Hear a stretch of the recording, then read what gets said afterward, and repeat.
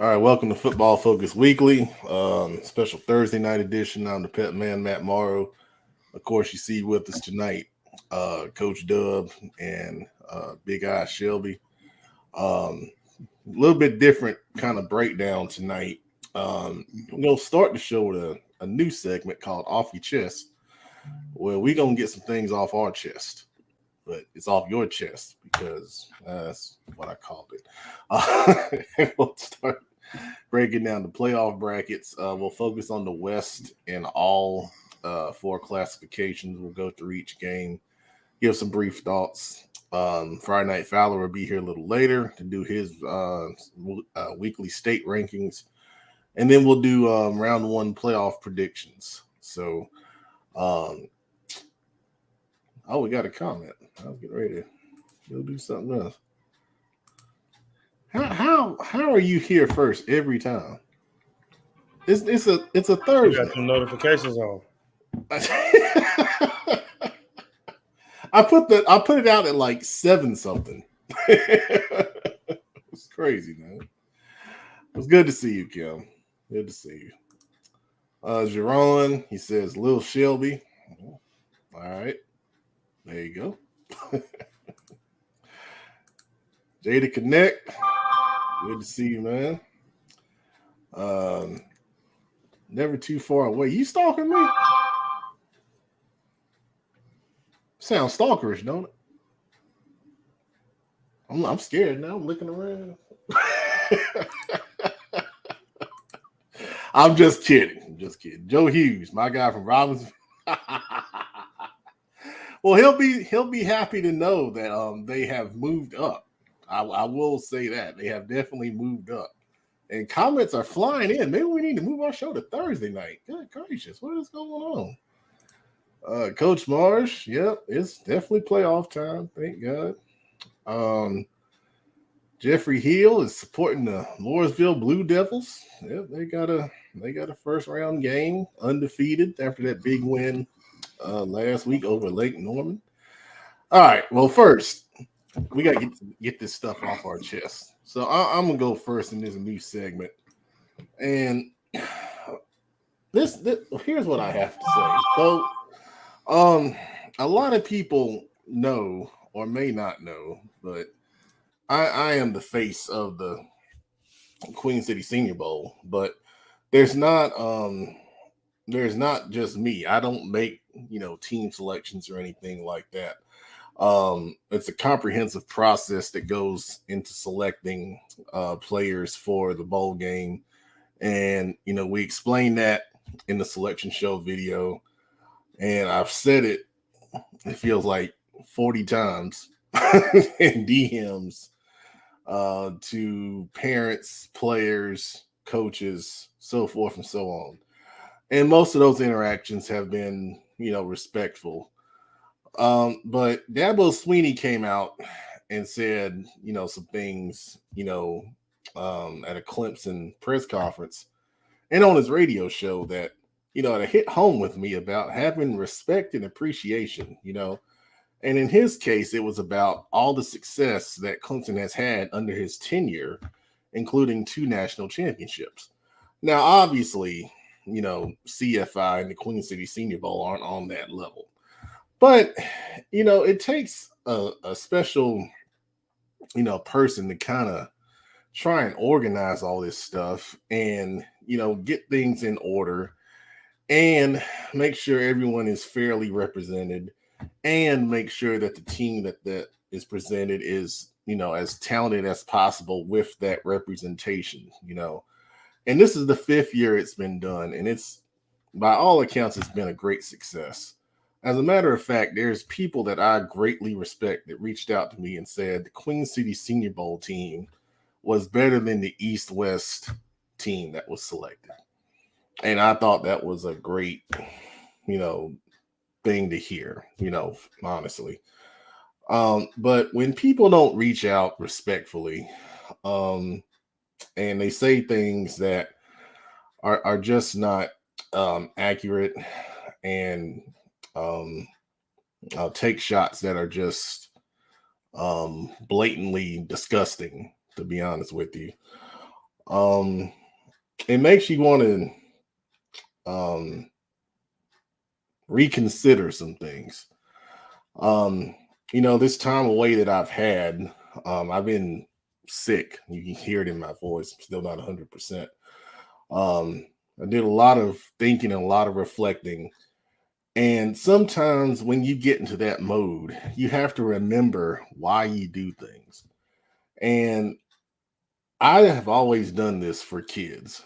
And, out of those few disrespectful interactions that occurred, I had to think about it. And none of them came from kids.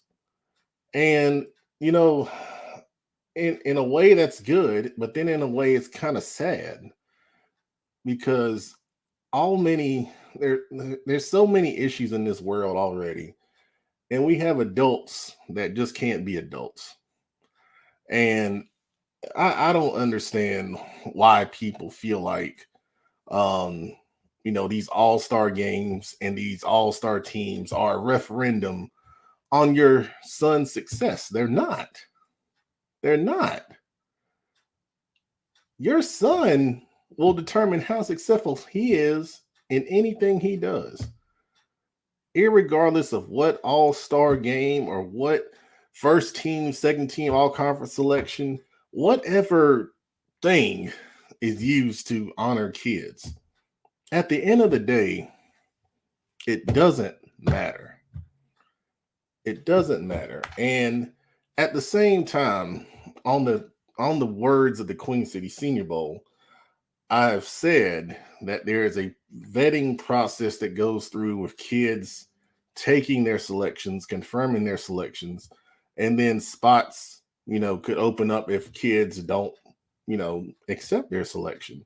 And every year, I tell you, we the selected roster versus the game roster is probably a 20-player difference, easily. I mean, they're out there. You can go look at it if you care, but um, we do the best we can do, and I think there was probably 150 kids we could have took realistically on the talent, and there's 80 spots.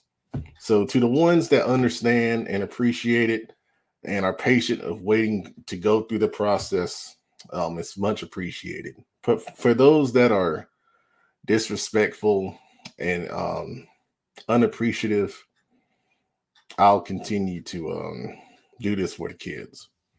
That's all I got to say on that. I'm gonna go to Coach Dub, who's got something to get off his chest.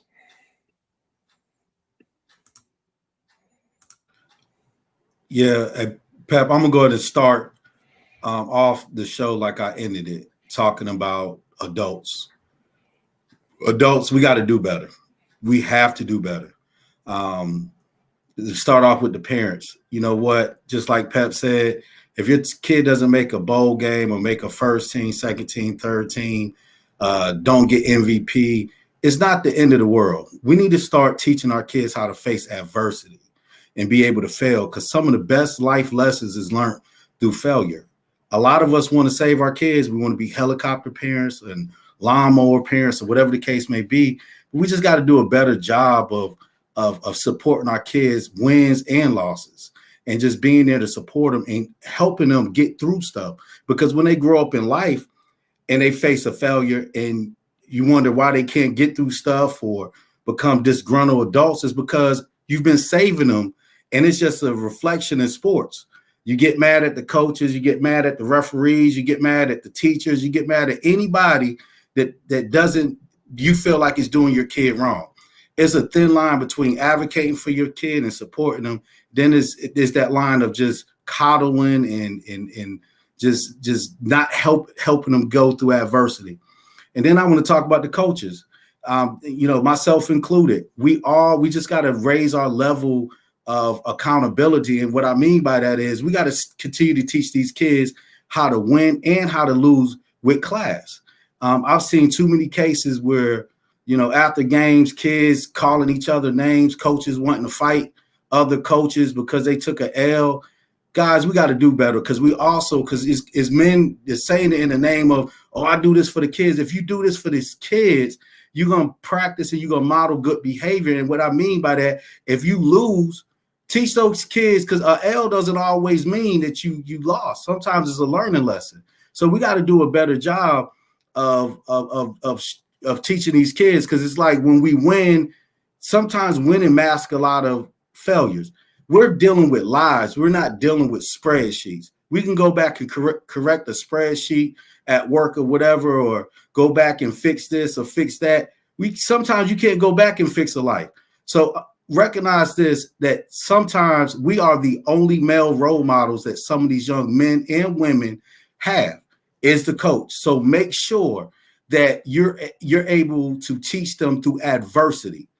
And that means it might be a loss. It might be a tough loss, but teach them through adversity, because you cannot continue screaming that you're all about the kids and you're practicing bad habits and bad behaviors. So shame on these adults, man. Let's step it up. Let's do better. I believe in us as a community, and this is not for one particular group. Again, this is for us all, nationwide, statewide, citywide.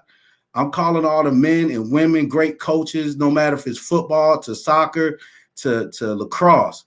Let's really, really set some great examples for these kids and really show them what sports is all about. And that's just a reflection of life and learning skills. But let's step it up. Thank you, Coach. I'm bringing in Friday night and a producer. Any of y'all got something else you want to get off your chest? I'm gonna wait to slime, man. No. I mean, I didn't have nothing. I didn't have nothing at first, but I mean, since y'all started talking, I'll say like this: with parents, understand that we understand as coaches and as people that are over certain bowl games and selections that you do value and view your son as the best player that they've seen or the best player on this team. Now, sometimes that's the case, sometimes that's not. Bowl games are, I'm sure if people had bowl games and they can have everybody making that apply, they would. But at the same time, why would you want to go to a bowl game and you got 100 players on each sideline? You're not going to get seen. It's entirely too much. So as parents, you just understand, like, okay, it's a bowl game. First, let's just keep it Queen City bowl game. You're in CMS, thousands of football players here. Right? You have a bowl game that tries to work and try to select as many kids as they can, but at the same time, you don't know how much money they have allocated to even put the game on, or how many uniforms can they buy, or how many kids can they have, or how many tickets they need to sell to make more money. I got answers for all those. Yeah. I'm sure if you need to know those questions, Pep may have them, but even still, he doesn't have to answer those, because if you're not, it's a difference in I'm going to complain and not do nothing about it, and I'm going to complain and I'm going to try to find solutions to help the Queen City Bowl out or any bowl game out in that manner. And I think one of the worst things about it is that we have more coaches that complain about kids not making it than the parents. And I want to put something in perspective for the coaches, because I'm a coach, right? Pretty much majority of every high school team in North Carolina that's above 2A, I'm pretty sure they have a JV and a varsity team. For the ones that make playoffs, I'm willing to bet you, as a coach, you had to make a decision about how many kids you was going to bring up because of how many uniforms you have. It's no different than a bowl game. Yes, we would love to move up every JV player for practice for a playoff run, but it can't happen because you don't have enough jerseys. So it's the same thing. So think about it as a coach. If a coach is complaining about why their kid didn't make a bowl game, that the person you're upset with is not even the person picking the kids. First of all, put that in perspective. Like, so many people be yelling at Pep about this and about that. Y'all don't even know if Pep is even picking the teams. But y'all don't even ask questions like that. But it's like you think, because, okay, as a coach, I'm not going to complain about if my kid, I told my kid to apply. All you can do as a coach is tell your kid to apply. You can advocate for them. Yes, every high school coach is advocating their kids for bowl games. I never seen nobody get upset that their child didn't make it to the unnormal All-American game. It ain't a bunch of coaches arguing and complaining about, oh, why little Johnny ain't make the U.S. Army All-American game. It's a selection. They can't pick everybody. And we're talking about the largest games in America. So what makes you think one that's hosted locally who expanded outside of CMS to help others, and you're still going to complain about it, right? So as a coach, I think it's worse because a parent's going to complain regardless, right? That's what a parent's going to do. And they just advocate for their child, for one, because they probably value the Queen City Senior Bowl, and they just want their kids to have another chance to play another game. Cool. As a high school coach, I'm sure you're not moving up every player on for the playoff run. So what makes you think if you can't do it, that a bowl game can do it? Right? So as coaches, let's not be those coaches that's going at people on Twitter because of a bowl game selection.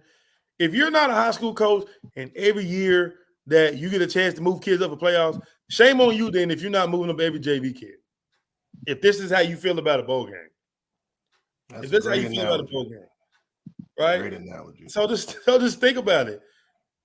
I know at Independence, we don't even got jersey numbers in the 90s because of the coaches prior ordered it or didn't order them. So it's even tougher to move up kids. So what makes you think that a bowl game they don't have 1 through 99, fellas, ladies and gentlemen? It's not 1 through 99. It's whatever jerseys they got. And if they order some more, cool. But it's probably hard ordering new uniform because if whatever brand they are, people discontinue certain type of jerseys. Well, I'll tell you what it is, man. If it's 40 kids per roster, and you alluded to it during what you were saying. If you take 100 kids per team, for example, no one's going to get looked at. I mean, you're going to get, 2 plays maybe the whole game because you want everybody to get some time. So it's not worth it. You got to remember the purpose of the game. Well, the purpose should be for any postseason all-star football game is to get exposure to college coaches in the open recruiting period. That's the purpose of it. And if you take too many kids, you're not getting that done, period. So that was really good there. Yeah, let me throw something in real quick. Matt, I've said this in private, like kind of to y'all before. Short and sweet. And this is to the kids and parents too. Your kids' future and players, your future, is not contingent on whether you made a bowl game or not. I can assure you. Look at this last NFL draft. I can assure you there's a lot of those guys that never played in the high school bowl game. Some did and some didn't. So, if you're destined to play college football, if you have the measurables, you got the intangibles, you got adequate film, you're gonna get there, bowl game or not. Is it a bowl game a boost? Absolutely. Could you maybe get in contact with a school that you weren't on their radar before? Absolutely. But your whole future is not a wash because you may not have got picked for a bowl game. I can assure you that. So, if you've put in the work and you got the film and you've made some plays in high school, you're gonna get looked at and you're gonna get a chance. So no parent should ever feel like, man, my kid had just made that bowl game. No, you're still gonna get a chance. It's a heck of a tool. It's a huge boost. It's a huge shot of adrenaline into your recruiting, but all is not lost if you don't make it there. So just try to keep that in mind. It's just it's not contingent on if I made this bowl game or not. Maybe. So just kind of keep that in mind. All is not lost at all. Yeah. Pep. Go ahead. Yeah, and I ain't gonna name the school, but it was actually a situation where you had a kid that thought they should have made the Queen City Bowl. Coaches was making a fuss about the kid not making the Queen City Bowl, and the kid started going after another kid that did make the Queen City Bowl. And I mean, that's just unfortunate. And when I seen that, I was like, man, we lost the whole purpose. You know what I'm saying? of sports. And I seen a comment about parents. I'm gonna go back to the parents. Parents, the reason why some of your kids aren't getting opportunities is because of you all. Because I'm gonna tell you something, and I literally, this was a few years back, I had a kid lose a $75,000 a year scholarship because of actions of their parents. Because you have to understand, these coaches aren't just recruiting their kid, they're recruiting you too. They're watching you too. And actually, in this particular situation, this coach came to one of our games in street clothes and watched how that parent was acting and said, Coach, if they do you like that in high school, I know they're going to do us like that in college. So watch your behaviors. I mean, this ain't youth football no more. And that's part of the problem. We're bringing a lot of those issues from youth football and how some of these parents have come accustomed to what they think football should be around, like yelling at the coaches or going after opponents or going after other players or going after the referees. That stuff is going to hurt your child from getting recruited at the next level. At the next level is a business. They're investing hundreds of thousands of dollars into your child. They're not going to invest it into someone that's going to bring a lot of drama to their program. So be mindful of that stuff and be mindful of the culture you set. And that goes for parents and coaches, because you set a messed up culture and an entitled culture, like you're supposed to get something and then you can't even play on Friday night. So you get all high and get the kids all pumped up that, hey, they're the enemies. Y'all got to win this game. And they go out there and lose and then want to fight after the game. That's on you guys. We got to do better, man. Like this, I'm done with it, Pep, because it runs dear to my heart because I'm really about these kids. And the people that know that the stuff that we're doing right now, we're not setting a good culture in this area. And again, that's not for one particular school. This is for the city with all these fights going on at CMS. This is for the state with games being shut down because of fans. It's getting ridiculous. Let these kids have fun. Let them learn through winning and losing. It's going to help them out in life. They get in life and get a job and someone say something they don't like, then they walking out the job. It's difficult. Let's bring it back to what sports really supposed to be about, a tool to teach and learn life skills. And also, too, Pat, one more thing. Good. Like, people should be thanking the guys who are over the Queen City Senior Bowl, because I can just take it back as far when I was in high school. Like, really before the East-West game that they have at the Coaches Clinic in Greensboro, the only games that you was able to play in, if you was that good, was Shrine Bowl or the U.S. Army All-American game. At one point, it was only 2 games that you can play for, really 1. Because if you're not the top player in the nation, you're not playing in the Army game. Understand how bowl games have developed. At one point in time, all you had was the Army game. Then you have the Shrine Bowl for North and South Carolina. Then you grow to have the Under Armour All-American game. Then you grew to have locally. Now you have the Queen City Senior Bowl. You have the East-West game, right? So why? Shame on you for arguing with the Queen City Bowl. Why y'all not complaining to the Shriners Club? Why y'all not calling down to Greensboro about the Coaches Clinic, the East-West game? Why y'all not going at them on social media? Y'all want to go at people that y'all see in the organization, even with CFI, that provides opportunities year after year after year with camp after camp after camp. Just think about that, man. Like, at one point in time when I was in school, it's about to be 10 years ago, half of these games weren't here. I don't remember the Under Armour All-American game when I was in high school. If it was around, it just got started. All we knew was you can make it. You can go try out for the Shrine Bowl that's not even in your area. You got to go to Asheville or somewhere else to try out for it. Then you got the U.S. Army All-American game. So the Queen City Senior Bowl, they already done expanded to get other people. They don't have to get kids from Shelby or Burns, or they don't got to get kids from Cleveland County. They don't got to get kids from Gadsden County to have no bowl game. They ain't got to get kids from Union County to have no bowl game.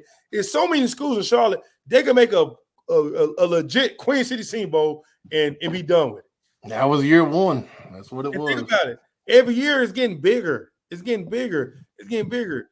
But shame on you because the talk show pops up on your Facebook page that you feel like you can just go at somebody. I don't want to. If you're going to go at coaches about not being picked, I expect every coach that had an issue with their with their player not being picked for the Queen City Senior Bowl, call down there to the Shriners Club. Call down there to whoever's over the East and West game. Call the U.S. Army All-American people. Right? So that's what I'm saying, man. Like, it's a bowl game. It's a bowl game that's selected. You know how hard it is for them to probably even select the schools they choose from in the Queen City Bowl? There's so many high schools up here. So many high schools. It's so many. And they can pick from anywhere. But they are deciding to pick your kids that don't even play in the Queen City. A Big Shelby, this is the catch-22. Pep and everybody that's on the panel. The catch-22 is these opportunities was created because there wasn't opportunities. So you give them the opportunities, then they complain about the opportunities. It goes back to what you said about what Dabo said. What was appreciation? And it just make good people not want to do stuff. So when you run those good people off and they say, okay, well, forget it. We're not going to do nothing. Then they'll go back to crime. They need some opportunity. Do you know how many kids get help through these bowl games? Personally, I know. I've been an assistant coach at the Queen City Bowl. I've seen 20 coaches at our practice taking notes. I've seen kids get offered on the spot. I've seen this stuff with my own eyes. Kids that never had an offer before. You didn't know nothing about, and they're getting those opportunities. But we're ready to burn the building down as soon as our kid don't get an opportunity. How about come in and say, hey, how can I help you guys? How can I make sure next year my kid gets selected? What's the things that I need to be doing? But the problem is these coaches aren't doing what they're supposed to do. They're not networking like they're supposed to network. And their kids aren't getting the opportunities because they're not registering for this stuff. And then when they see the list, oh, I'm supposed to be up there. It's no different than when, you got that spoil you kid to see a kid with a bigger toy. Ooh, mommy, get me that toy. And the coaches are going out here making their names look bad. Because the worst thing you could do is burn bridges. And the people that's a part of these organizations, you burn bridges here, I'm just telling you. Ain't nobody going to harm you or hurt you. But what I'm saying is these are people that you need to be connected with that it might not help your kid for 2024.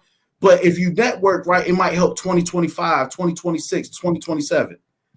So, guys, we just got to be smarter, man. When I seen that comment, I seen a comment in particular, and I was like, man, that ain't how you move. I said, I get you trying to root on your team and try to big up your athlete, but it's a better way of going about doing it. You know what I'm saying? Because, Pep, think about this. These are the same coaches you don't see at the CFI showcases advocating for their kids with coaches. Where y'all at? I don't see y'all out there, but y'all can sit there and post on Twitter just so your kids can think, oh, coach got my back. No, coach ain't got your back. How many phone calls are you making in the morning? That's how you have your kids back. Not arguing that they can make a Queen City Bowl. Spend 2 hours a day trying to get your kids recruited. And bring your butt out to CFI Showcase and advocate with those 40 coaches that's going to be out there. Hey, yeah, my bad, Pep. You good, man. Y'all ain't got to start. See, look, and this is another thing, right?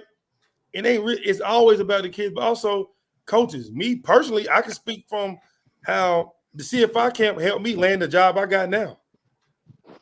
Because Pep will tell you, when I started coming to the camp, I was bringing kids, 5, 6, 7 kids to the camp. This me on my own dime, not on Shelby's dime, on my own dime, bringing kids down there. I can name them. I bring in Jay McNeely, who got offers. He got seen at them camps. Isaiah Bridges got an offer on spot just for me advocating for him, me getting out of character in a positive way. That was his first one, right? He getting out of character in a positive way, saying he's the best receiver here, put somebody in front of him.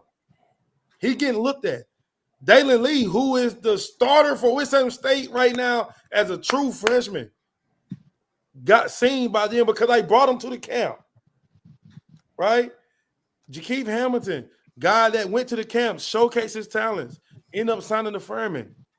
Just being seen by people talking, advocating, all these things, right? So yeah, so like there's so many opportunities out there for the kids as well as the coaches. Like I ask Pep every year when the Queen City Bowl come around, dang man, I wish some assistant coaches can coach so they can get some shine. But it's not made for that. You know what I'm saying? You have to keep elevating, keep working until you get in a position where you can do it. I met people on here from the camp. Jason Bass, met his son. A kid that never know me. I'm just meeting people, meeting Coach Cannon, the Chambers DC, growing, learning from these people.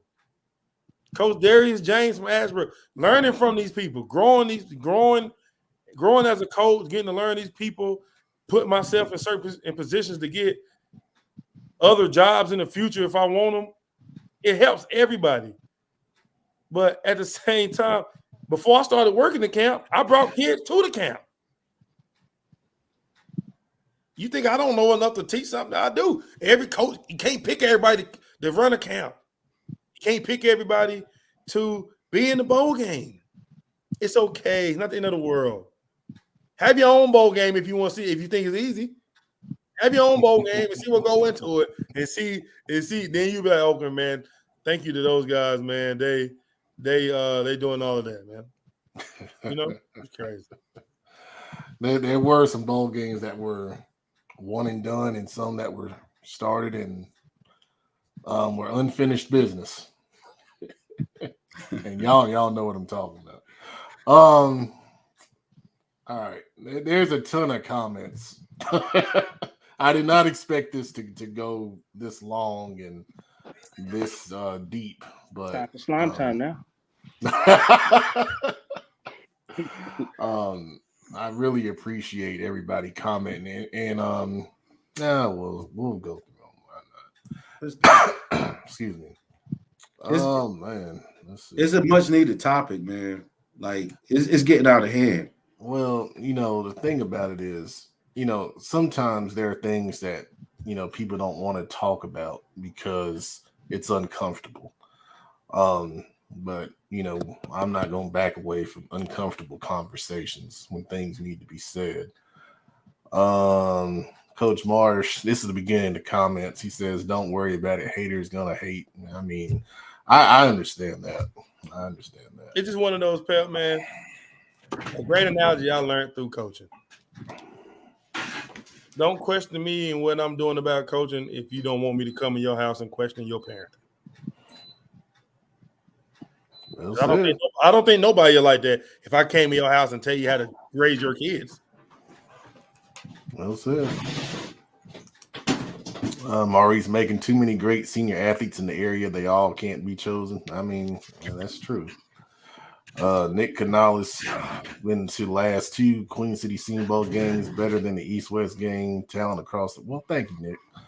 And this is the thing. The East-West game is only really as big as it is because of the coaches' clinic. Take the coaches' clinic away and just put it on a random day and see how many kids come out. Well, it's on December 17th now. They've taken it away from the clinic. So think about it. It's a and I'm gonna say this. Oh, real? And I'm gonna say this. That's the reason why they did that. Yeah. So think about it. I'm gonna say this, Jamal. This ain't me knowing anything or saying anything.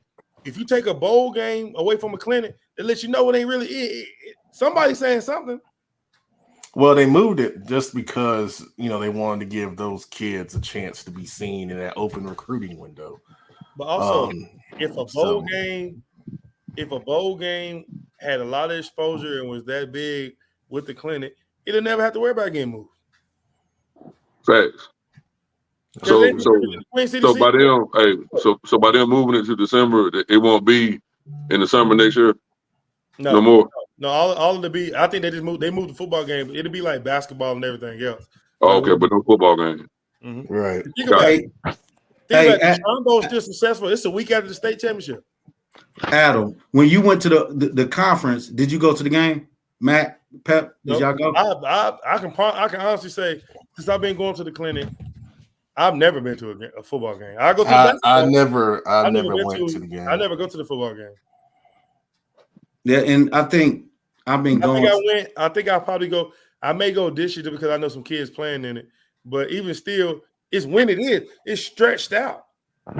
It's too it's nothing like I just think if you got coaches down there for 3-4 days and it's on the last day and it's after checkout hours, I mean, come on now, it's kind of tough to stick around all day and just watch. Well, I'll tell you what. The reason why I didn't go, and we've been saying this for years in Charlotte, they rarely took Charlotte kids, which is one reason why the Queen City Senior Bowl exists. You know? Yeah, and that's a shame. You know what, Pep, man, I didn't think about that. You sure right. Because, like, if you look at the rosters of these games, like East-West game, it's no way if you have a bowl game in July or whenever it is. It should at least be if you got 4 state champions, or even back when I played, you had 1A, 1AA, it was split and all that. There's no reason why you can't have 10 to 12 kids from a state championship from teams that won a state championship total. You know what I'm saying? Because especially because every starter's not going Power 5, every starter's not going Division 2. So it's gonna be 85, 95% of those kids still around in July that can just go play in the game. But they don't want to pick. I think I heard at one point they didn't want to pick kids who already had offers or were committed to certain schools. If anything, that's what's gonna bring the people out. Well, if that's the case. That's gonna bring them out. Look, if that's the case, T.A. McClendon shouldn't have been in the East-West game his senior year then. That's what I'm saying. Like, it's gonna bring people out. Even with the Queen City Bowl, I'm happy they put the player name in it, and if they was already going to school, because it may be an alumni, like Brandon's a A&T alumni. He may say, "Hey, this A&T kid out here playing. Hey, son, I just want to bless you." Yeah.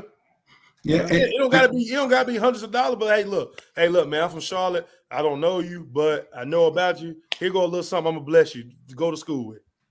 And Adam, that's all this stuff does is like you're able to help kids and see kids that may be going to like your alma mater or your favorite school. Like I'm sure Jamal, if you heard of a kid from Charlotte going to Florida State playing in the Queen City Bowl and you ain't never got to see him, I'm sure you be like, oh, I'm gonna go check him out, see if he's legit.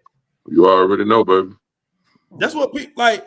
That's what that does. Like, don't shy away because he going to Virginia Tech or whatever, or Carolina or Clemson. Oh, he didn't make the Army All-American game or the Under Armour game. So yeah, he still may be good, but we might be able to get him. We get him. That's gonna bring fans. That's gonna bring fans if they know they're gonna get to see some quality talent. Also, some quality talent against their kids that may feel like they should be on that level. So you get to see what it look like up close. Like bowl games are all fun. It's supposed to be fun, man. Adam, the one thing I want to address the argument that is used for exposure, right? Some people say, well, they want to open up the window so kids can get exposure. If you're at bigger schools and your kid needs a bowl game for exposure, somebody will drop the ball during the regular season. Facts. You should already know who those kids are. Right. You should be sending your kids stuff out on a regular basis. Now I'm speaking from a smaller program, being a 1A program. Absolutely, it matters that Reggie Daniels will get a chance or Kyle will get a chance to show their talents against a kid from Huff or Mallard Creek. That makes sense. It's a smaller program. But if you add some of those bigger programs and you need that window for exposure, because at this point it's no more than D3, D2 options and walk-ons potentially. So I don't know what they're exposing. Do your job during the when you're supposed to for your kids, and you won't have to worry about sending them to a bowl game for exposure. All right. We'll go through these comments at the end of the show because it's just so many. My gosh. Friday night, you said you were gonna say something. No, I'm good, man. I'm good. I thought about it. I'm not gonna say it. He said he's going to do it during slime time, but I don't think we're doing slime time tonight. Okay. No, you know what? You I don't need to say what was on my mind. I'm good. Go ahead, Friday. We want to know because if you don't, we're gonna be thinking like, what was he thinking about? No, I'm good, baby. I'm good. All right. I'll put it to you this way: it was along the lines of what y'all been talking about, but I was gonna go deeper. About what? No, I'm good. No. Let's go. Let's move on with the show. Well, it's your time. I'm good. I'm good. All right. Friday night's rankings. All right, let's go 4A. Oh, yeah. Okay. Just get my mind back right. Friday Night Foul mode. I'm sorry, I should have gave you a minute. Oh no, you good, baby. You good. We had some changes last week. Couple teams lost some regular season finales last week. So we had some changes in my top 10. Of course, the top 5 remains the same. Grimsley at 1, Butler at 2, Cleveland at 3, Huff at 4, and Roseville at 5. Mooresville moved up. Hargett moved up. Weddington dropped down, of course, because the surprising loss to Marvin Ridge. With Tigers in there, they're undefeated. I think they got a 2 seed in the playoffs, if I'm not mistaken. And I moved East Forsyth in after an impressive come-from-behind win over West Forsyth last week. Bryce Becker, 4 touchdown passes in the second half, over 300 yards passing. So that's my top 10 right there for 4A. Yeah. I think I feel pretty good overall about the list. Of course, Weddington's loss to Marvin Ridge, of course, was probably the biggest surprise there. And even despite that, they still got a number 1 seed in the playoffs, which surprised a lot of people with 2 losses. But we'll talk about that when we get to the brackets. Anybody else got some thoughts on 4A? We'll talk more about a lot of these guys here in a few minutes. Okay, 3A. All right, the 3A. The only change was, of course, Kings Mountain after the 25-point loss to Crest on their home field. I had to move them down. They're still in the top 10, but everything else pretty much stayed the same. Crest had to move Dudley up. I'm gonna go ahead and say this right now. I predict that to be my West final in 3A. Crest and Dudley. That's my 3A West prediction final. So of course everybody else done what they done. So that's my top 10 for 3A. All right. Any thoughts on 3A? I think Kings Mountain could be higher. I do understand they lost to Crest, but like Big Shelby will tell you, that's Crest is Crest, right? I'm not sure if Northern Nash can beat Kings Mountain like that. I was a little surprised at that deep drop because I think they were second all season, right? Friday night. Yeah, they were. Yeah, 25 points on your home field, though, man. Come on, I told you that. It'd be something different if they had lost maybe by a touchdown, like I predicted. Mm-hmm. I might have to move them maybe about 2 or 3 spots, but 25 points. Yeah. That's understandable. Chris and Dudley meet in the semifinals. They won't be a Western final, so I'm sure they win that game. That's what Joe. Yeah, the winner of that game gonna go to state. Okay. Dang, that's crazy. But you gotta repick your Western final there Friday night. Dang. Okay. Okay. Well, how about this? Well, let's look at the brackets first, okay? Let's look at the brackets first before we start getting all crazy. All right. That's my top 10 3A. Joe says Kings Mountain should be no lower than 8. Correct. That's fair. All right. Coach Morris says West Shaw at number 11. The ghost ranking. Shadow metric. Oh, man. I guess not. He has nothing to say, so let's go to 2A. Community School of Davidson, I knew it! Yes, sir! There they go, man. Rejoice. Oh, boy. The only major change here, of course, Shelby beating Burns. Beat them down pretty bad, I have to say. And the Community School of Davidson been hovering around that 10 spot all year. So when Shelby beat Burns, I put him on, and everything else in the poll been the same for the past couple of weeks. So it's about to get real now. I don't. Hey, who's 11? I don't know. Now, I don't know what make you think some of these teams better than Shelby as far as on their side. I don't see it based on the schedule So- that Shelby had to play. So, I Adam, where you think want those- Shelby to be ranked there, man? No, I'm saying I think based off the schedule that Shelby had, I can only possibly see Reedsville, Monroe, and possibly Salisbury or Clinton kind of having the same record Shelby had. I don't think no other team does that outside of them. Okay.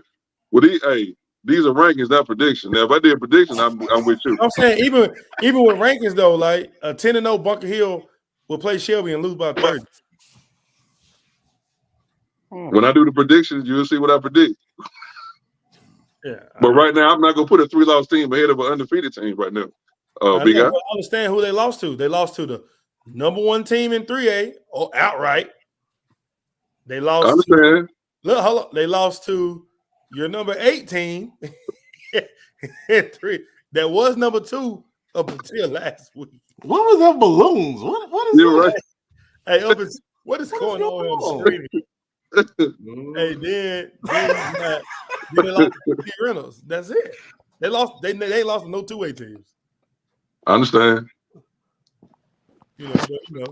Big Guy, I don't know what happened with them balloons. I don't even know how to do that. So I don't know. You got some magic tricks going on. I don't know what that is.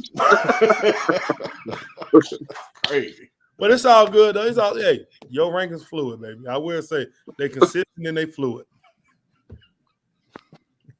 Joey. Joe, Ron, I know Joseph with that bogging on. He's getting cold out here. It's bogging season, Joe. Oh man. Oh yeah, Trail. There go my brother Trail. Hey, I know you're ready to see what's coming up next, right? Hey Jamal, I do got a question for you. I think Northwest Cabarrus is only 9-1, if not 10-0. They're not in your rankings. 9-1. Nope. Are they? The question: are they 11? Nah, he said West Charlotte's 11. They're in the top 20. How about that? Oh. In the top 20 of the top 10 list. Okay.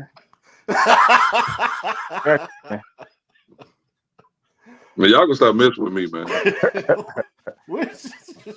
Joe says Shelby and Forest Hill should be 5 and 6, one way or another. They'll be there when they keep winning in the playoffs. They'll get up there. All right. Win and you move up. Fair.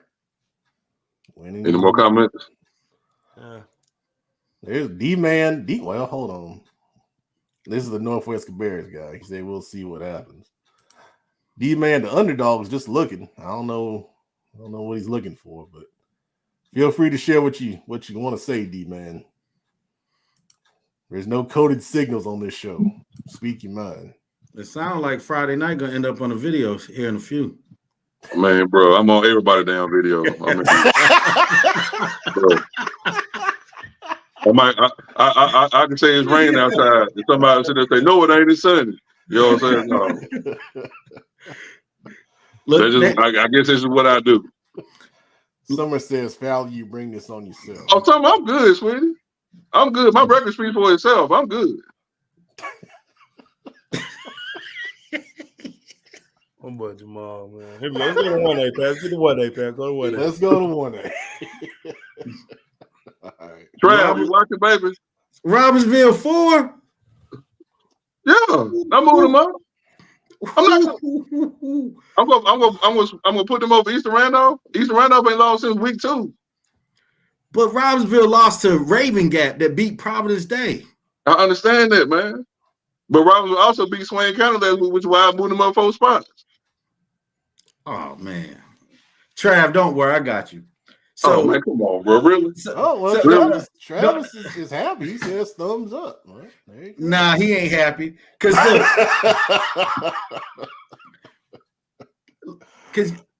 you okay? I'll give you Mount Airy and Tarboro, but Eastern Randolph, you think they're better than Robbinsville? Yes. He ain't seen none of They them. just beat a 2-8. They just beat a 2-8 random in last week. Listen, I watched all they film. You can't. This is what I'm gonna tell you. Now, don't start saying they beat higher level team with this 1A stuff. You ain't doing that to no other division. Well, see, they beat because what is Providence Day? They was ranked the top team in the state, right? Correct or wrong? Right or wrong? Yes. They got punished by Raven Gap. And you're gonna punish Robbinsville for losing to that team? Anybody in the state would have lost to them. How am I punishing, man? And They ain't my top 5. think about this: a little old 1A school, right? Tell them, Jamal. They ain't top 5. I mean, I moved them up 4 spots, Coach Doug. Move Robbinsville. I got y'all back. Move them up. We need to go up. Because no help. Hey, Pep, help me if I'm wrong. So they lose to Raven Gap, which is the team that brought down the consensus #1 team in the entire state. Matter of fact, if they was doing a Carolina ranking, Providence Day would have been somewhere top 5 or something, right? Mm-hmm. Yep. And they get smashed by Raven Gap. And you're going to punish a little old 1A school for having the guts to play that team? Oh, man. I'm trying to figure out how am I punishing. Eastern Randolph. Coach Doug. Who did Eastern Randolph I'm not going to penalize Eastern Randolph for not losing since week 2. Well, no, wait a minute. They ain't lost since the opening game of the season. Listen. I'm not going to penalize them. Okay, I got a question. They got the same record, right? They got the same record. Who did Eastern Randolph lose to? Eastern Elementary. And Raven Gap will put 50 on them. I understand that. But I'm not going to penalize Eastern Randolph because they haven't lost since the opening week of the season, Coach Doug. I'm not going to do that. Now, I did move Robbinsville up 4 spots, bro. So what do you think? Come on, man. No. What do you think Eastern Randolph would do to Raven Gap? Nothing. So you don't think Raven Gap would beat Eastern Randolph? No. What, you asked me what I think they would do against Raven Gap. I said nothing. The same thing Robbinsville did. So why are they? You're punishing. No, I'm not. You're punishing Robbinsville for losing to a better opponent. I'm not finna. No, I'm not, man. I moved them up 4 spots, man. I'm not finna penalize Eastern Randolph because Eastern Randolph haven't lost since week 1. They're on a 9-game winning streak. I'm not finna put a team over them just because of who they play. Well, and I know Robbinsville is in the mountain, but I'm telling you, these teams are really good in the mountains. I'm not saying they're not, Coach Dog. I'm not saying they're not. So I put them up in the top 5.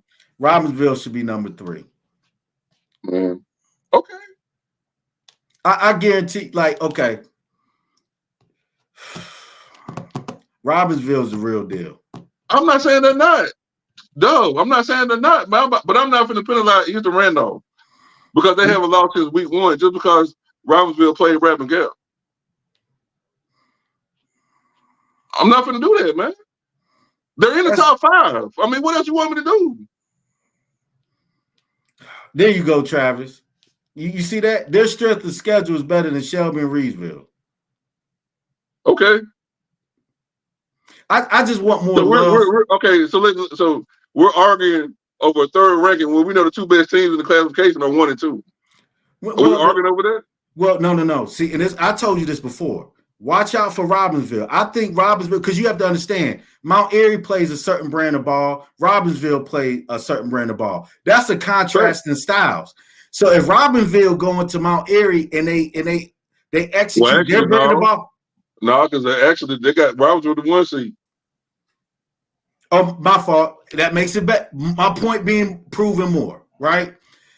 If Mount Airy got to go to Robbinsville and Robbinsville catch them with that Mike Tyson slug, because they got some heavy hitters down there. Their run game is immaculate. They got one of the best running backs, I believe. Trav, correct me if I'm wrong. I definitely see Cullen Adams. I know about Cullen. Yeah, I think he's the all-time leading rusher in the conference. They got, man, look. All right. I'm not taking that away from Robbinsville, dog. I'm just telling you, just watch out. Robbinsville catch somebody with a haymaker. Man, look, it's all about matchups, right? Yeah. It's all about matchups. Mm-hmm. And Mount Airy and like I said, if need be, Robbinsville will be where they need to be at the time. But right now they're number 4. They were number 8. I could have kept them at number 8. But that was even more tragic that you had them at number 8. Man, look, man. That is a fact, Joe. That's an absolute fact. Right. Outside of Mountain Island. No, well, we show love to everybody. That's why I'm arguing for Robbinsville. I'm trying to figure out how am I not showing them love. They're in my top 5, Coach Doug. Man, you ain't showing them the proper love. All right, that's our 1A talk. You can't please everybody, Doug. I mean, Jamal, you can't please everybody, man. You right. I sure know that. I know that. Adam, stop. 336. Trust me, I know that. Hey, you see, I ain't arguing about independence being put out. Cool, man. These your rankings. I don't care nothing about that, man. New season. Hey, it's 0-0, baby. Somebody got to turn their equipment in. Man, we gotta keep these ratings going, baby. Look, we just gave some people some education on 1A level, right, Jamal? Oh man, most definitely, baby. Because I live it all. That's why I'm Friday Night Foul. That's why I'm here, right? Robbinsville. I read this show since the beginning. I can assure you, Robbinsville has never got that much attention since it started. So no, it has not. I think we talked more about Madison, and I think it's out there near Tennessee. First time. All right, round 1 playoffs. We're gonna go through the bracket. Real brief thoughts. We got a lot of games to cover, so we're not gonna go too deep here. Hey, Peppy, you know what I'm laughing at, Rob? Look, and you know what I got for him? Hold that L, big dog. Hold that L. There you go. Round 1, Weddington at Providence. Weddington coming off the loss to Marvin Ridge. Providence getting in as the last team into the playoffs. That's a tough matchup. I don't want to play Weddington coming off a loss, honestly, if I'm a coach. What do you guys think on that one? I got Weddington big time. Yeah. Weddington Definitely. big time. Got the career too. Yeah, Providence can throw the ball. The key is going to be if their offensive line can pass protect for Jackson Debe. If they're able to give him some time, he can make some plays down the field. But Weddington has a very strong defensive front. I think that's going to be a really tough challenge. I would say Providence got a good quarterback and good receiver, man. I mean, if he gets time, they give him time, it could be a better game. But if they can't block him up front, it won't end well for him. Mm-hmm. All right. What was the reason why? How did they lose to Marvin Ridge though? Can somebody explain that to me? They lost. I mean, in football, any given Friday you can lose, Jamal. It ain't hard. It ain't no formula. If you don't show up to play, you will lose. Big Eye Shepherd, I know that, bro. I mean, what was the contributing factors? Is what I'm asking. I don't think they showed up. It was 24-20. No, I mean, I don't know. I got you. They showed up. So I got you. Yeah, Marvin Ridge has a really strong running game. Yeah, I think their best player had just came back too. I think one of their best players was hurt like the whole year, and I think he just really got back from Marvin Ridge. Fair enough. If I'm not fair enough. If Marvin Ridge can control the line of scrimmage, and if they're able to run the ball, control the line of scrimmage, and shorten the game, it limits the possessions that Weddington could get. And Marvin Ridge, they got some talented guys in that secondary. Queen City Senior Bowl took 2 of them, and Jackson Gibbs and Cole Seawright, a really good corner who's committed to Old Dominion, and the safety that's committed to Richmond. And those guys can go. And that, Weddington has some talented guys on the outside with Keenan Jackson, Brooks Mock at tight end, and they're able to match up. And they always play Weddington really well. Coach Aubrey Carter's been there for a while, and obviously when you get those conference matchups year over year and you start knowing each other really well, that's when it gets to some really good coaching, similar to what Butler and Independence. I think we talked about that in the Southwestern 4A Media Day in the preseason. So I mean, it was surprising, but for me, they've been close. They've been close the last couple of years. So the good thing for Weddington is they still got a 1 seed. So, I mean, if anything, it might be the best of both worlds to get a wake up call and still be number 1. Yep. So, Coach Dub, I just thought about something, Coach Dub. But we're gonna wait to the end of the show. All right, great. Chambers is hosting Northwest Guilford in a round 1 matchup. They'll play the winner of Weddington and Providence. I really think this is a great matchup for Chambers. Northwest Guilford is a kind of a spread pass team. Chambers has lost this year in games where they've had, to kind of grind it. Mallard Creek beat them last week, and Mallard Creek's to grind it, run it first, run it second, play good defense. Northwest Guilford is not that type of team. They excel at throwing the football. Thank you, Engine. Nice drop in right here. Tanner Ballou, quarterback up at Northwest Guilford. He's really talented. But Chambers secondary is the strength of their team. Speed might be too much for Northwest Guilford. Any thoughts? I got Chambers 41, Northwest Guilford 26. 26? Yes. All right. I got Chambers winning that. I got Chambers winning too. Yeah. Chambers people, when you come to me, I got y'all winning. I'd agree. TC Roberson, Reagan, Friday night. What you got? TC Roberson. I got TC Roberson 35, Reagan 28. I like Reagan, man. I think they've played a pretty strong schedule. They played some teams tough. TC Roberson, I don't know if they've seen consistently the same type of talent that Reagan has seen week in and week out. And when you get that kind of imbalance in the first round, that's what leads to these seed upsets. But if Reagan beats them, I don't see it as an upset. I got All right, cool. Next game, Myers Park is hosting Charlotte Catholic. They'll take on the winner of this TC Roberson-Reagan matchup. This one I'm excited for. Both teams 7-3 on the season. Myers Park were the SOMET Conference champs. And Myers Park, I have seen the pictures. You know what I'm talking about. I've seen the pictures. Congratulations. I used to coach at Myers Park. I'm very happy for you guys. I also received a message on Instagram. You know who sent it. You know what I'm talking about. Thank you. But that being said, I'll tell you guys about that later. This game was a great game. This is a neighborhood matchup between two schools with great fan support. I think this game could be sold out.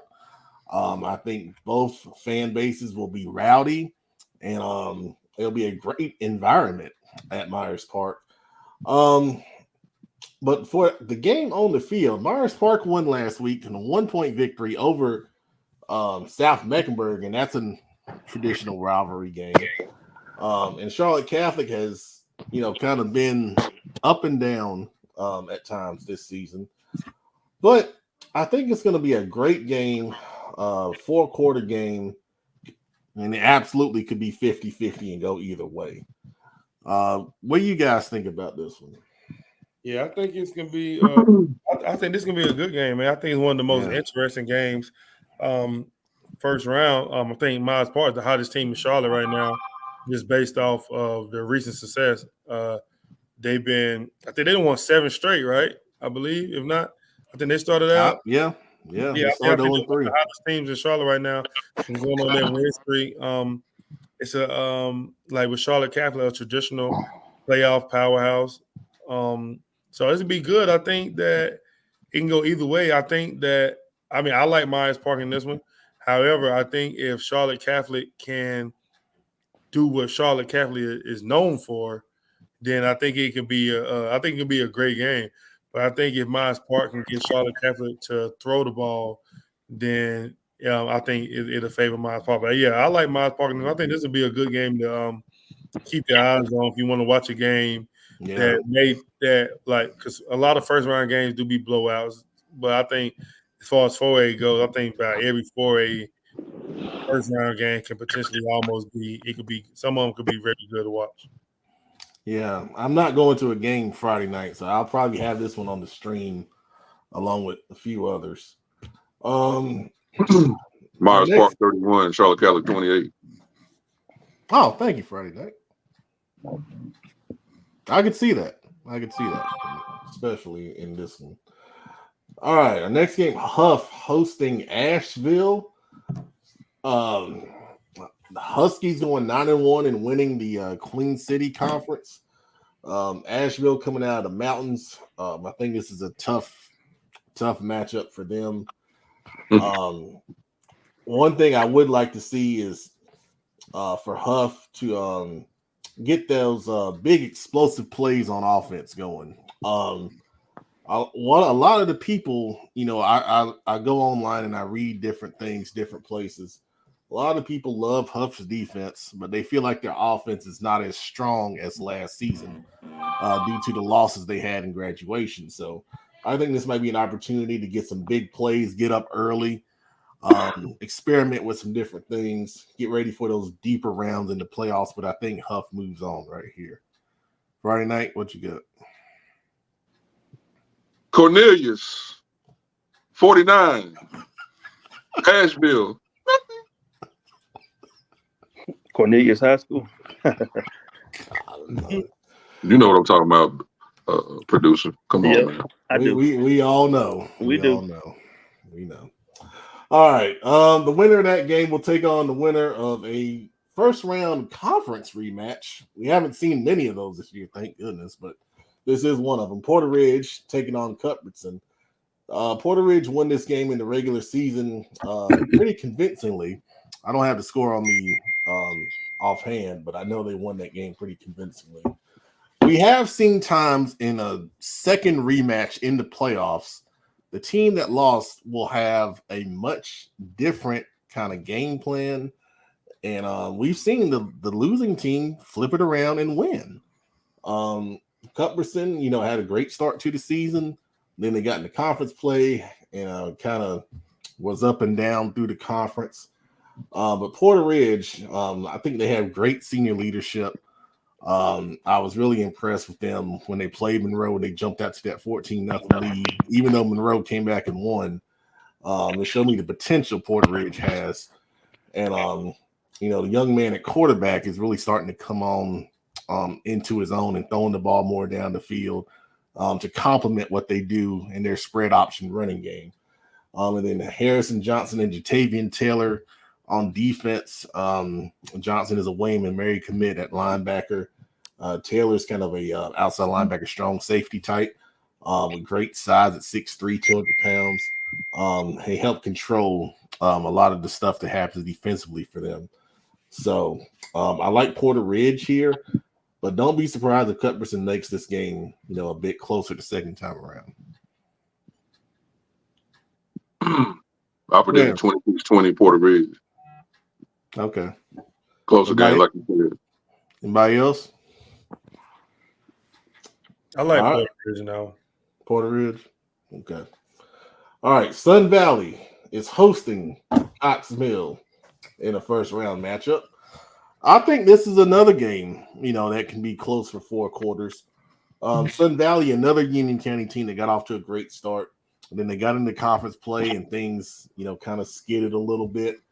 And now they're kind of trying to find their footing once again, led by Queen City Senior Bowl selection at quarterback Brady Turf. And then Cox Mill, they played a really strong schedule in the regular season. But they won the games that they were supposed to win. And they lost to teams that had no losses or only one loss, throughout their whole regular season schedule. So we don't know exactly where they fit in as far as how good they can be. But I feel like this is a game that's going to be really good. And it's going to come down to the wire. Thoughts for Sun Valley and Cox Mill? Yeah, I think that can be it can be a good game, man.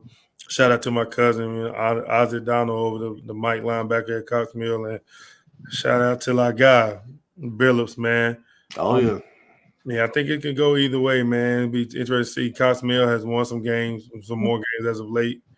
So yeah, I think I think that can go either way, man. Hey, Cox Mill kind of, they were kind of had a slow start, but they turned it on towards the end. They kind of caught some momentum. So yeah, it's gonna be interesting. But I'm rocking with our guy, Coach Billups. There you go. Friday night, what you got? I got Sun Valley 27-21.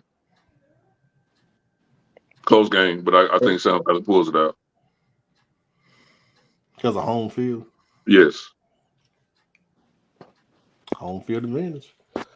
All right. The winner of that one is going to take on Grimsley, 4 seed, who's taking on North Mac. 29 seed, they got in. Big reason why is because they beat West Charlotte last week, 34-8. A win that shocked a lot of people. I think it's one of those things where when you're trying to turn a program around, you have that moment, that defining moment that says, okay, we've turned the corner now.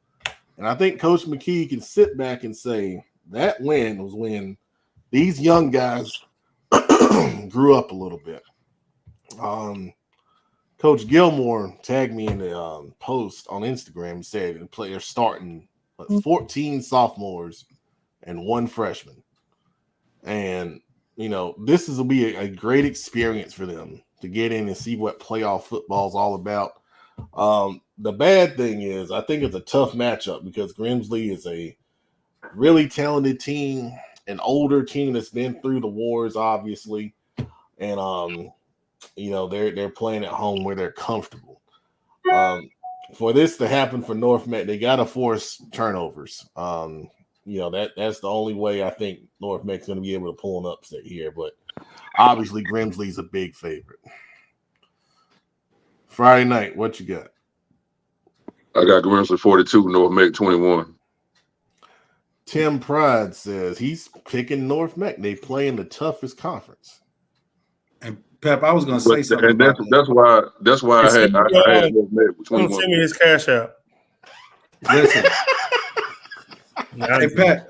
Hey, Pep, I was going to say something about that. Maybe we need to look at this bracket a little different than what we originally looked at it. Okay. I think this is a tough matchup for Grimsley. And the reason why I'm saying that, because that low of a seed shouldn't be that good. I think they got an opportunity to give Grimsley a dogfight because they got the athletes. Some kids are starting to grow up. Now, remember, like Coach said, they got a good coaching staff over there too with Coach McKee. The thing is, when your kids start growing up through a course of a season, they figured out them freshmen, them sophomores. Because you got to think about your freshmen are really equivalent of sophomores now. Your sophomores are more juniors when you go through that season in that tough conference. They're they're battle tested. That's what I'm saying. So I think Grimsley got all the pressure. North Mac doesn't have anything to lose. That's a tough first round matchup. Well, I agree. There's no North Mac does have nothing to lose. They shouldn't feel any pressure. I mean, I think they're gonna come in there with what? Yeah, I think this game gonna be over early. But that's the reason why I gave them 21 points because they playing a tough. I don't think they scored 21 though. I don't think they scored 21. Oh wow, okay. Grimsley got the whole city of Greensboro playing for him. I mean, yeah, that's another thing. But look, man, they don't have the whole city, big guy. Don't say that. This is the thing, though. Even though Grimsley's number 4, I mean, realistically, they could be number 1. Aren't they the defending champs? Yeah. No. They lost to New Bern. Oh, yeah, that's right. As far as our side go, they the one who represented. Yeah. Our side last year. They won the year before, right? They beat every team. No, they won 20. They won the spring season. Yeah. And this 21. Is the thing, right? Last year, people probably were saying the same thing. They beat every team from Charlotte that we brought down there. Right? Under some suspicious circumstances. But listen, even still, I'm saying, even still with like the team they had, they still got 2 great receivers. The quarterback they have this year is better than the one they had last year. Now I think Grimsley has to have a statement win in the playoffs to let people know, like, don't get it twisted. Like Don't forget the running back. like we still them guys, and they got a good running back. Like that's what I'm saying. Like I think because of who Grimsley plays, like I'm gonna say it every time, you can't fault people for who's in their conference. Greensboro is so spread it out. I mean, yeah, like if we feel that way as certain coaches, schedule them non-conference if you want to see them. But I think we just can't. I know they're number 4. They could be number 1. That strength of schedule stuff, man, I think that only holds so much weight because if you're good, you're gonna be good. Well, they did put up 63 on Roseville now. That's what I'm saying. They put up Roseville's only loss is to Grimsley, and they put up 63. Right. You know what I mean? Hey, All right, we ain't gonna make it to all the practice. Let's keep it roll. Let's keep it roll. Look at Coach Bass' comment. Oh man, come on. I'll put it up for those that.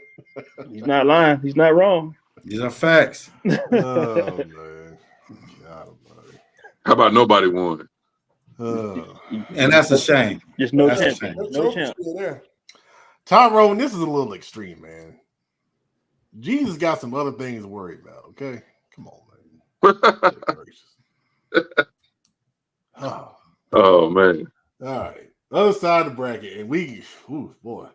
Mooresville's taking on A.L. Brown. Friday night, what's your prediction? I got Mooresville. Let's see. His name somewhere. Dang, I just had it. He ain't prepared. Uh-oh. Hey man, leave me alone. Oh man. Mooresville 31, A.L. Brown 17, man. All right. This is a rematch, conference rematch. Obviously, Mooresville won the first one because they're undefeated on the season, a 3 seed. The winner of that game will take on Davie and Mount Tabor, a CPC conference rematch, which was a great game first time around. Friday night, what you got on that one?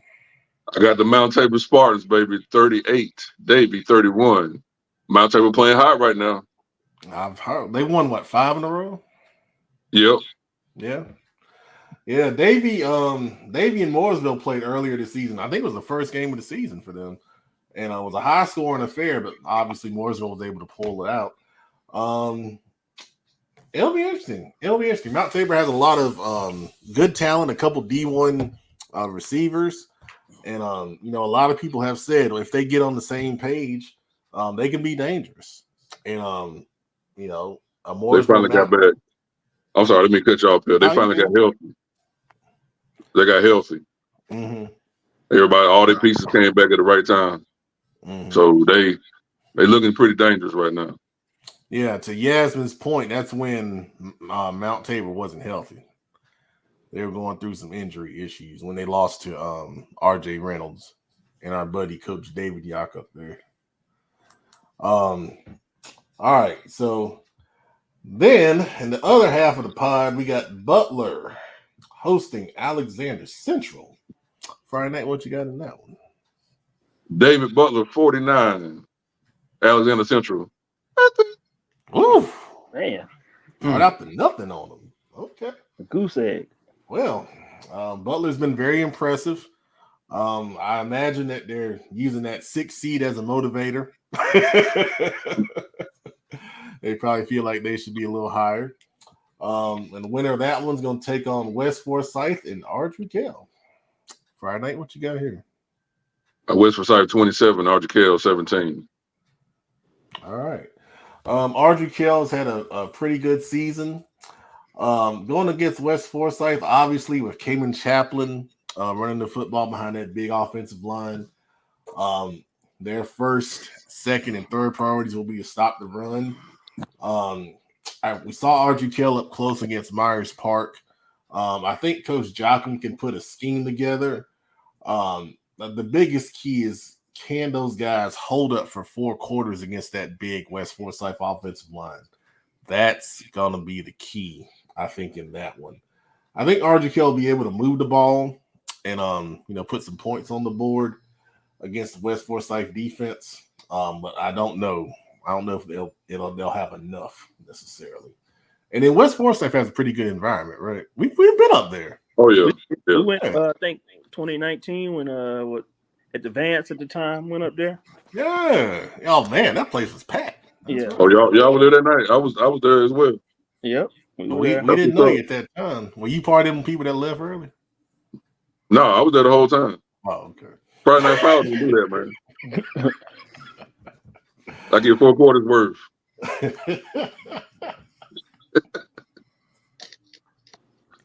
Oh man. East Forsyth is hosting Page. Go ahead, Friday night. East Forsyth 34. Walter Hines Page 14. He get a whole name. I didn't even know that. Who knew that? I didn't even know that at all. Hey, That's a Hey. triad guy right there, man. Because I had Hey. no clue. Go ahead Hey. and say it. Just say it. that's why they call me Friday Night Fowler, baby. All right. I Lake had Norman no clue. is hosting Independence. They're taking on the winner of that East Forsyth and Page game. Friday night, what's your prediction here? I got Indy 28, Lake Norman 17. All right. Obviously, we have some vested interest in the Lake Norman Independence game. We've seen both teams up close. My thoughts are, I feel like Independence definitely has a speed advantage here.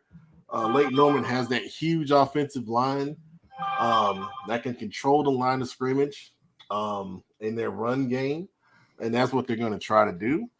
They're coming off the loss to Mooresville. A lot of people were surprised at the margin of that loss, and Lake Norman only putting up 7 points, and those came off the trick play on the Philly special. And then, of course, Independence trying to bounce back from the loss to Butler in the conference championship game.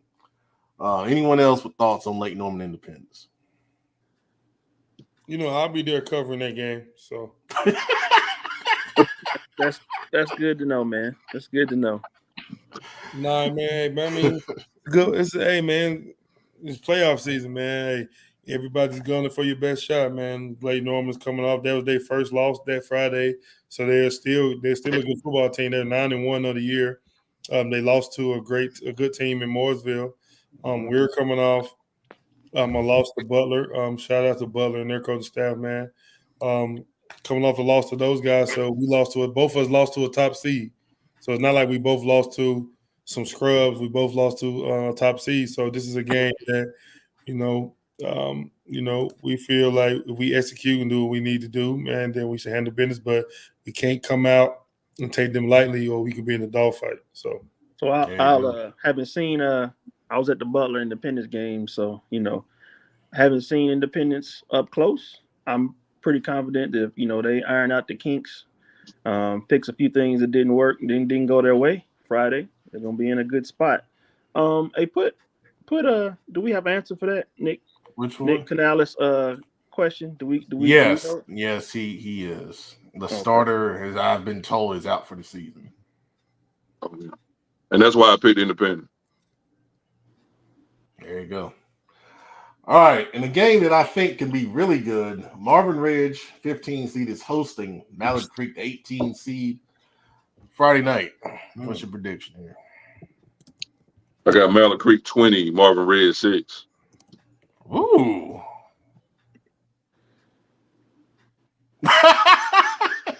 Big, I had to get off on that one. You said 20-6, Mallard Creek 20, Marvin Ridge 6. Yes, sir. Sorry, I got distracted when I seen him just disappear. That just kind of. He sent a message. He had to go do something. Oh, I was about to say. Okay, yeah. So a defensive game, basically. Yeah, But- I mean, I can see the defensive game. I think If Mallard Creek can hold Chambers to 7 points, I think they can do that to Marvin Ridge.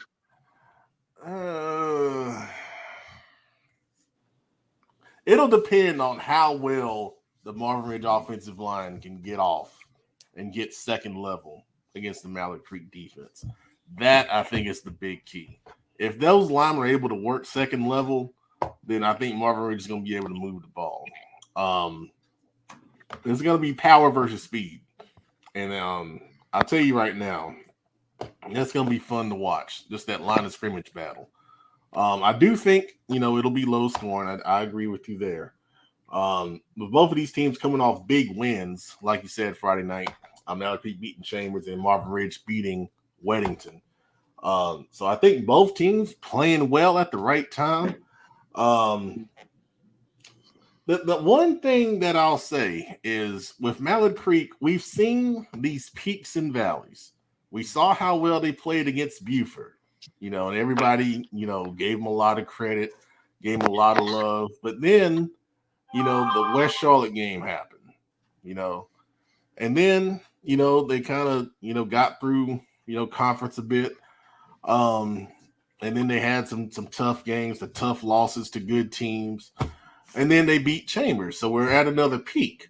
Right. So now the thing is, can they keep building off of it, or are they going to, regress back, like they did against, after the Buford game? A lot of people have told me if they play consistently like they played that Buford game, nobody could beat them. That's what people have told me. But obviously, that hasn't happened. So take that for what it's worth. Coach Marsh says the Creek are the real Mavericks. That is the battle of the Mavericks. Good point.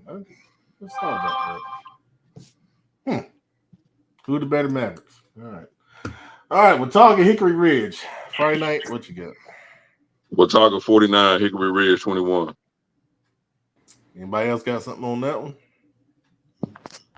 Yeah. All right.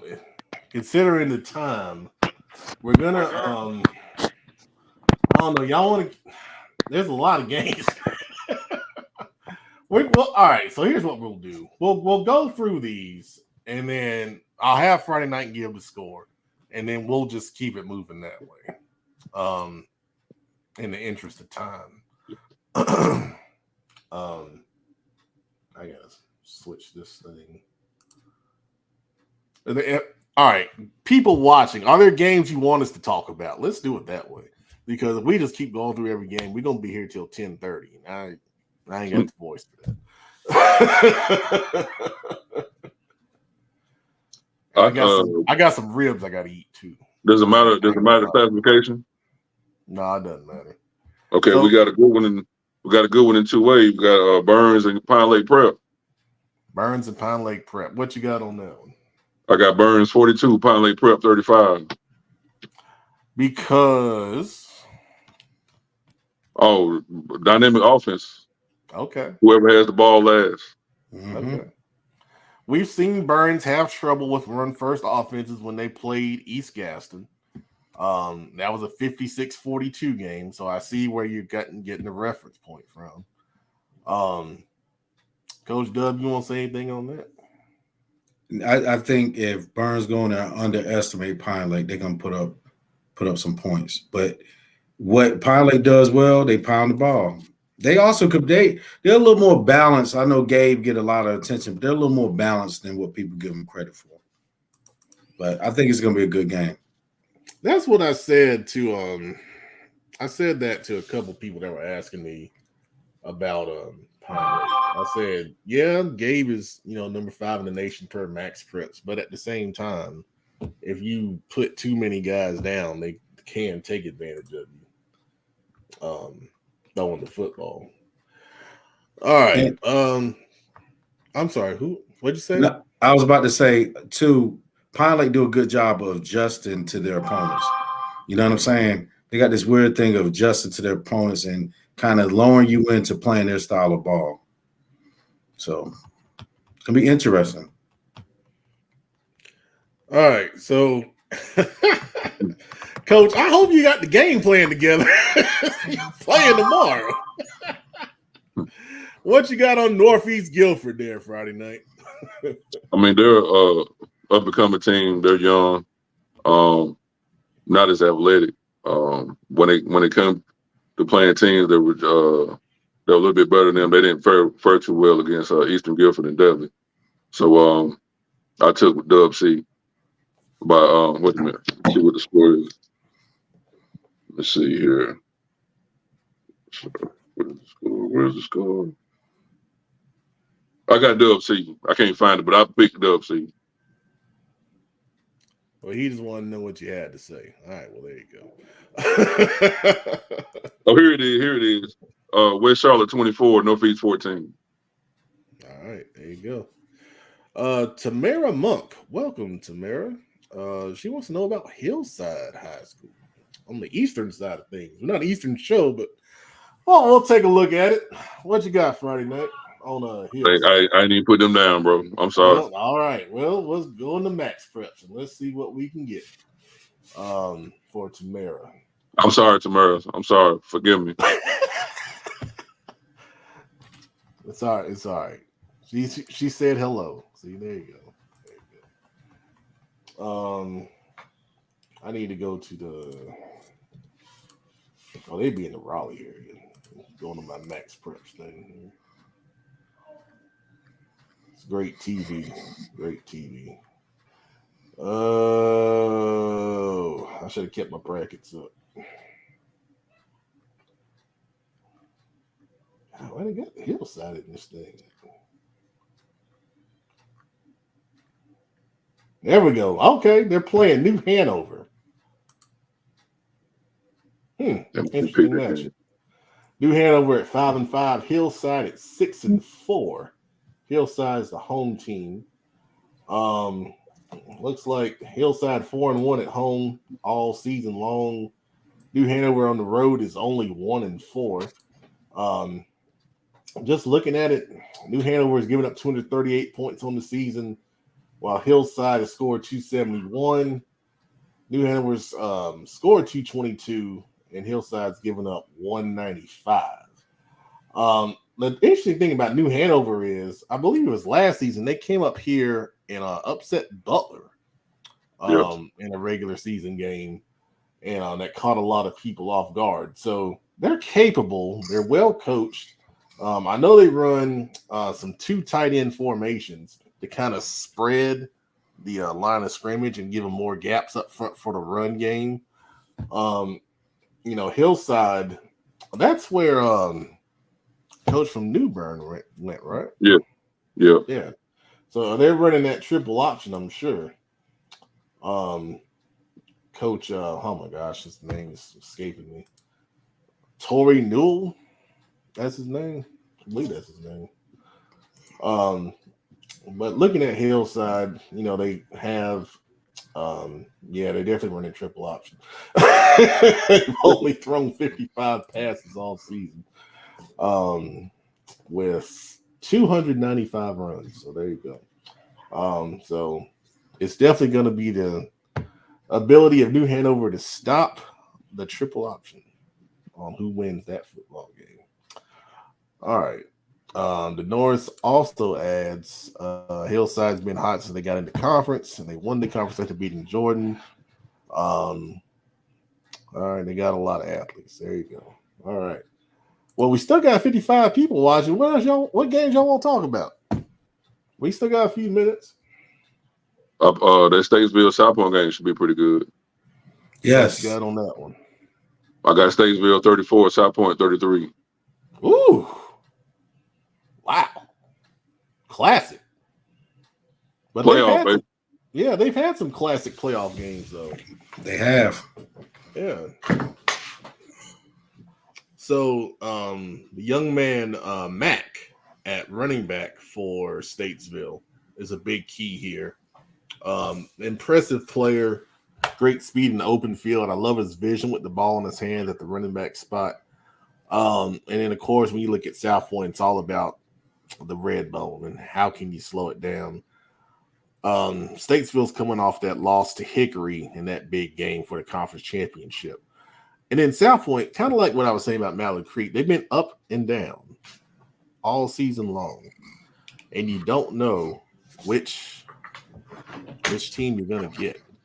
Now the games are rolling in, man.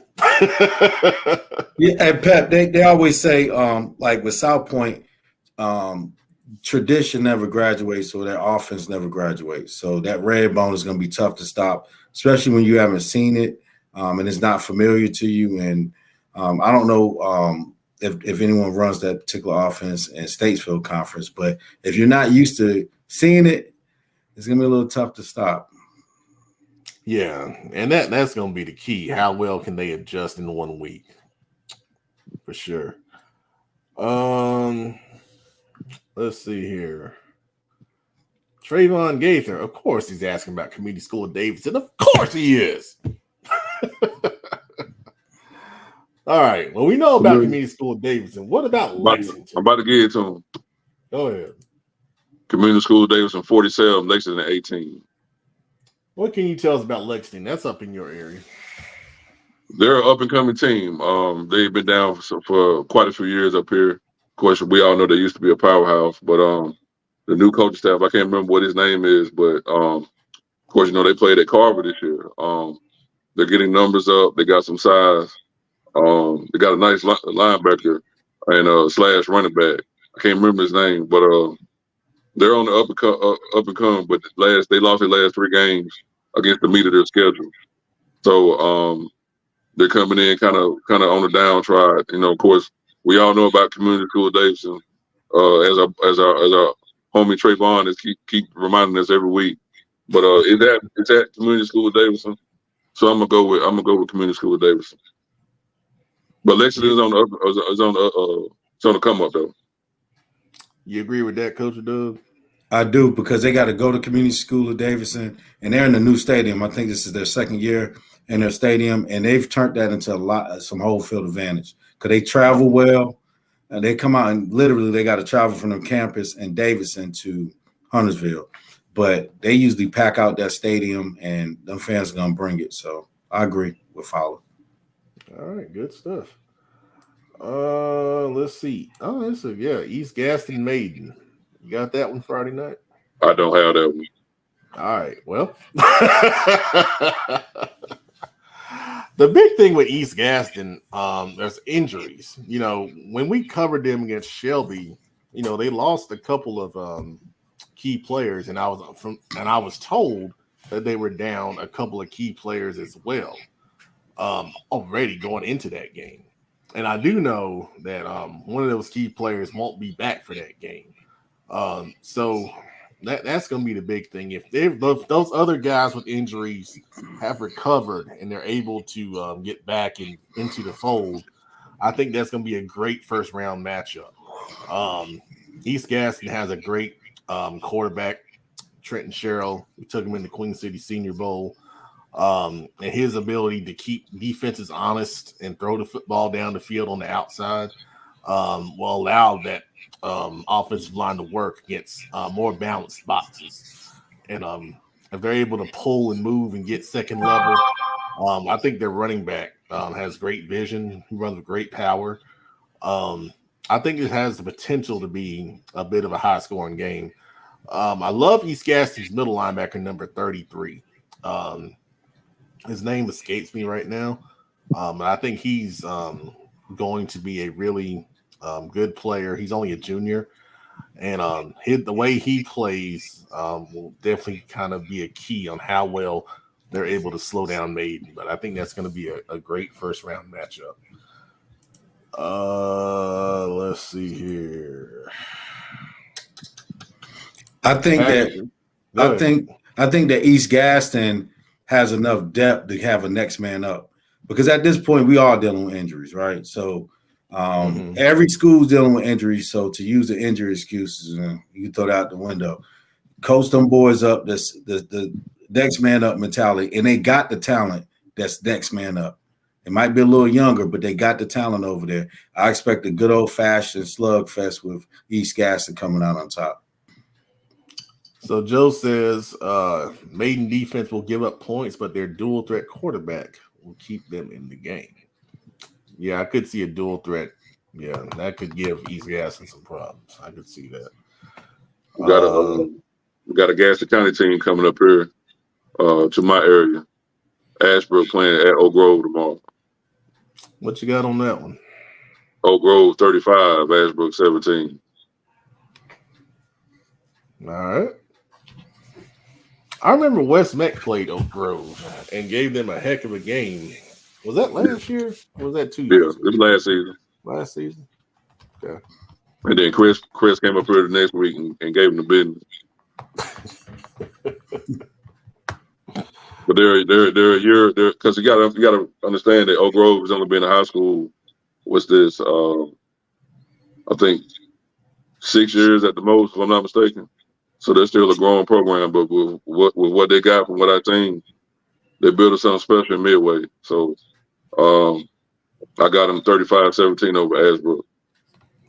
All right, good stuff, man. Patrick said he's gonna be at Statesville and South Point. Asked for our score prediction. We just did that. I think Friday night said 34-33 Statesville. So there you go, Patrick. All right. Anybody else got some games? We about to shut it down. You got 15 seconds. Oh man. Well, I appreciate everybody joining us on the Thursday night. The numbers were incredible. I mean, they were bigger than Wednesday night. So I appreciate and salute all of you for all of your comments. I would go back and review all the stuff we did in the beginning, but we'd be here. But hold on that. You said Northwestern Robinson. I didn't put it up because Northwest ain't playing Robinson. They play Got Robinson. If you want to hear Robinson, I got. If you want to hear Robinson, because they're actually playing a team from up here as well. Well, go ahead. What you got? J.M. Robinson 45, North Davidson 7. You want to hear both? Both of what?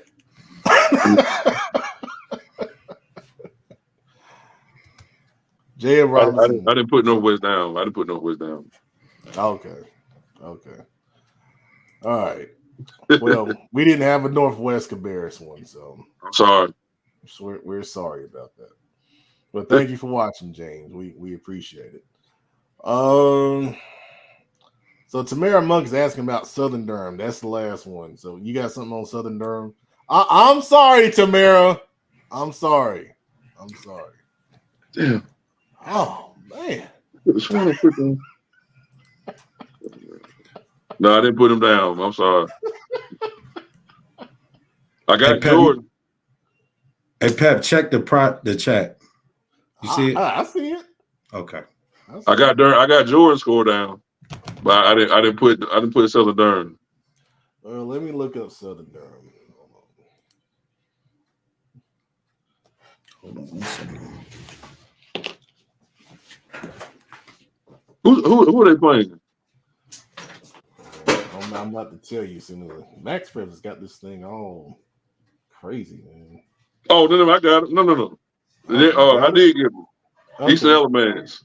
Okay. Eastern Elements 28, Southern Durham 21.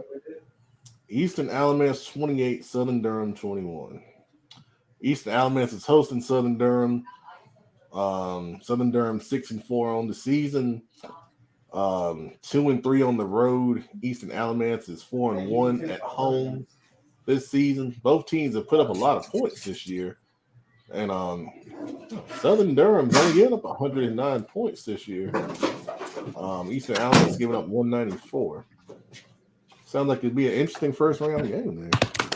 Right. Okay. All right. North Rowan. I promise this is the last one. They rolling in. Norfolk Wayne 54, Elkin 12. Ooh. I don't think Elkin has anything for North Rowan. It's just nah, they don't. They don't. Okay. All right. They're not the old Bucking Elks of when we were coming up. Okay.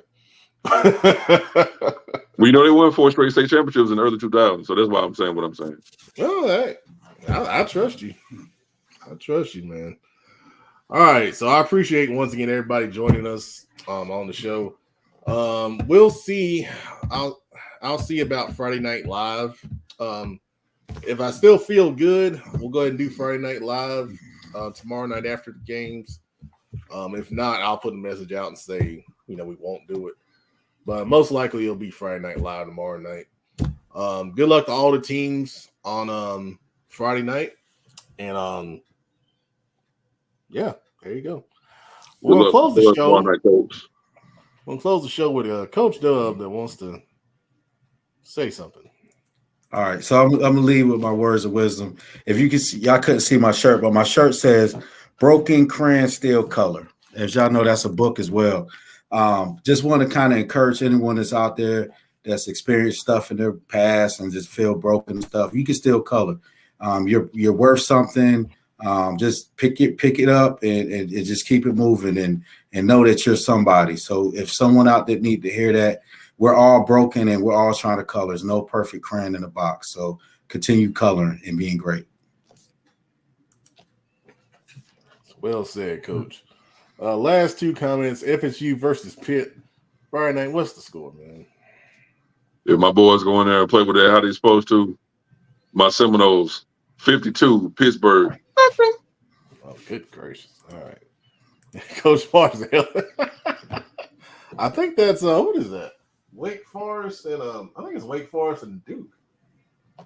Yeah, 14-14 third quarter. It's on ESPN. Go ahead and turn it on. Why you say that about my Seminoles, man? What you mean? When I said 52-0, you was like, oh, right. I mean, No, that's what it should be. oh, okay. All right. Good night, everybody.